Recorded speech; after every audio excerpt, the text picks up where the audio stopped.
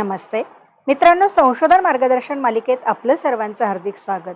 मागील भागात आपण संशोधन कार्यवाही कशा पद्धतीने करायची त्याचे वेगवेगळे भाग आपण बघितले होते। मित्रांनो, आजच्या भागात आपण संशोधन प्रस्ताव लेखन करत असताना शेवटचा जो टप्पा आहे तो म्हणजे संशोधन कार्यवाहीचं जे काही वेळापत्रक असतं, म्हणजे तुम्ही संशोधन कशा पद्धतीने करणार आहात, किती कालावधी लागणार आहे आणि एकूण त्याला खर्च साधारणतः किती येणार आहे हे सुद्धा आपल्याला काय करायचं असतं, संशोधन आराखड्यामध्ये द्यायचं असतं। आता संशोधन आराखड्यामध्ये या बाबी नोंदवत असताना आपण सर्व बारकावे लक्षात घेणं गरजेचं आहे की कार्यवाही करत असताना संबंधित साहित्य जे आहे किंवा तुम्ही जो संशोधन कार्य हाती घेतलेलं आहे त्या अनुषंगाने आपल्याला काही संशोधनाचे पुरावे लागणार आहे, त्यासाठी रिव्ह्यू तुम्हाला घ्यावा लागणार आहे। याच्यासाठी तुम्हाला किती दिवस लागणार आहे, सर्वसाधारणतः आपण 1 महिना कालावधी असे इथे दिलेला आहे। नंतर त्या अनुषंगाने सगळा अभ्यास केल्यानंतर तुम्ही जे क्षेत्र निवडलेलं आहे त्या क्षेत्राशी संबंधित एखादी समस्या तुम्हाला निवडायची असते। मग त्या समस्येचं शब्दांकन करणं, त्या अनुषंगाने एकत्रित बाबी करणं, याच्यासाठी सर्वसाधारणतः 15 दिवस लागण्याची आपल्याला शक्यता असते। त्यानंतर मग आपण प्रस्ताव लेखनाला सुरुवात करत असतो। जे आता आपण सगळे मुद्दे बघितलेले आहेत वेगवेगळे, तर त्या अनुषंगाने प्रस्ताव लेखन करण्यासाठी आपल्याला सर्वसाधारणपणे 1 महिना लागण्याची शक्यता आहे। मग संशोधन कार्यवाहीचं नियोजन कसं करायचं आहे, कोणकोणत्या टप्प्याने तुम्ही संशोधन करणार आहात याच्यासाठी तुम्हाला किमान 2 महिने कालावधी लागू शकतो आहे। नंतर कोणता न्यायादर्श तुम्ही घेणार आहात, म्हणजे तुमचं सॅम्पल कोणतं असणार आहे, त्या सॅम्पल पर्यंत पोहोचण्यासाठी किती कालावधी लागणार आहे, ते सॅम्पल तुमच्यापासून किती अंतरावर आहे याचाही आपल्याला विचार करावा लागतो आहे आणि म्हणून त्याच्यासाठी किमान 1 महिना लागण्याची शक्यता आहे।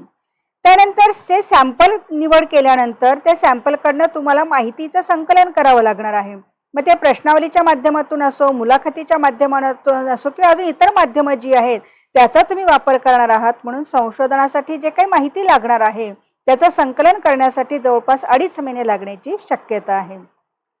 आता इथे कालावधी आपण शक्यतेमध्ये घेतलेला आहे, कारण कसं आहे की सर्वसाधारणतः तुम्ही पीजी लेव्हलचं संशोधन कार्य करत आहात की पीएचडी लेव्हलचं करत आहात, या अनुषंगाने किती कालावधी लागणार आहे याचं आपण काय करत आहोत, नियोजन करत आहोत।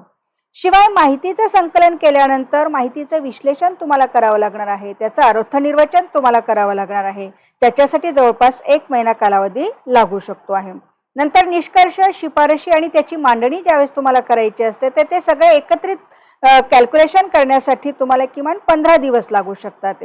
नंतर प्रकरण निहाय अहवाल तुम्हाला लिहायचा आहे। वेगवेगळ्या प्रकारची प्रकरणं असतात, म्हणजे चॅप्टर स्कीम तुमची कशी असणार आहे त्या चॅप्टर स्कीमनुसार तुम्हाला लेखन करण्यासाठी साधारणतः 1.5 महिना जाण्याची आवश्यकता आहे। नंतर सर्वसाधारणपणे तो अहवाल लिहिल्यानंतर अहवालाचं पुन्हा टंकलेखन म्हणजे टायपिंग वगैरे तुम्हाला करावं लागणार आहे किंवा त्याचं सादरीकरण वगैरे तुम्हाला करावं लागणार आहे। याच्यासाठी साधारणतः 1 महिना कालावधी जाऊ शकतो आहे। म्हणजे असा एकूण 12 महिन्यांचा कालावधी आपल्याला संशोधन कार्यासाठी लागण्याची शक्यता आहे। असं आपण संशोधन प्रस्ताव लेखनामध्ये संशोधन कार्यवाहीचं वेळापत्रक जे आहे ते आपल्याला द्यायचं असतं। आता इथे पीजी लेव्हलच्या संशोधनासाठी 1 वर्षाचा कालावधी आपण घेतलेला आहे। हेच जर तुम्हाला पीएचडी लेव्हलचं असेल तर तुम्हाला किमान 3 वर्ष आणि जास्तीत जास्त 5 वर्षापर्यंत तुम्हाला पूर्ण करून द्यायचं असतं। त्या अनुषंगाने तुमच्या प्रस्तावामध्ये हे सगळा अंदाज जो आहे तो आला पाहिजे आहे। शिवाय खर्च किती लागणार आहे, तुमची स्टेशनरी असेल, प्रवास असेल किंवा साधन निर्मिती तुम्हाला करावी लागणार आहे, काही टपाल खर्च वगैरे असण्याची शक्यता आहे।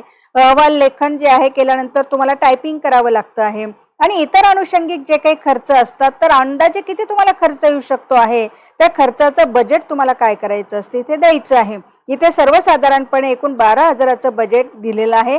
तुमचं बजेट जसं असेल, जसा विषय असेल त्या अनुषंगाने तुम्ही अंदाजे काय करू शकता, तिथे खर्च हा देऊ शकताय।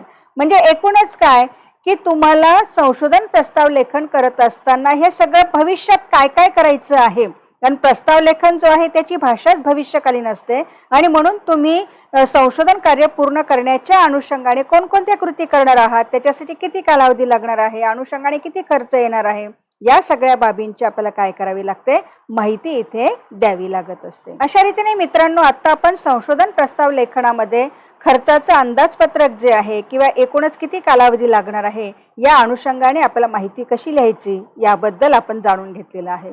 पुढील भागात आपण संशोधन प्रस्ताव लेखनाचा शेवटचा जो काही टप्पा आहे तो म्हणजे की तुम्ही संदर्भ सूची कशी देणार आहात, परिशिष्ट कोणकोणती असणार आहेत, याबद्दल कसं लिखाण करायचं आहे, याबाबत माहिती घेणार आहोत. तोपर्यंत मित्रांनो, धन्यवाद.